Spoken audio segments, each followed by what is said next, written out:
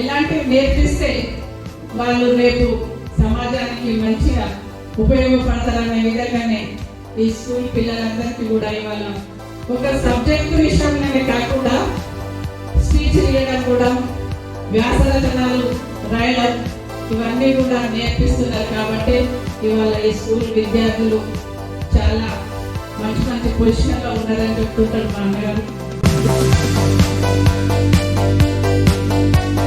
మనిషికి destination is very important in every life. పోతున్న destination ఏ విధంగా వెళ్ళాలి, గమ్యం ఎలా చేరుకోవాలనేది ఇంపార్టెంట్, అవునా కదా? ఆ గమ్యం చేరుకోవడానికే వారు మంచి పుస్తకాన్ని రాసిండ్రు, తోవా.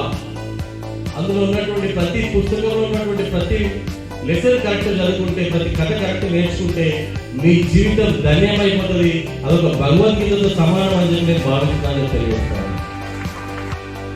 గురువులను గౌరవించడం నేర్చుకోవాలి. వాళ్ళు చెప్పిన బాటలో నడిచినట్టయితే మీ గమ్యాన్ని తప్పకుండా రీచ్ అవుతామని చెప్పి తెలియజేస్తాను. ఈరోజు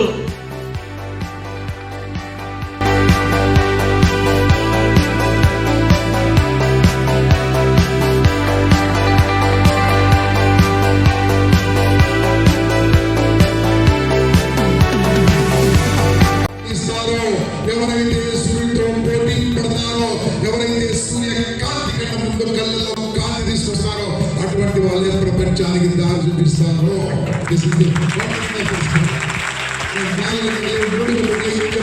మీరు 5 రిలేషన్ ఏం చేసుకున్న బాగా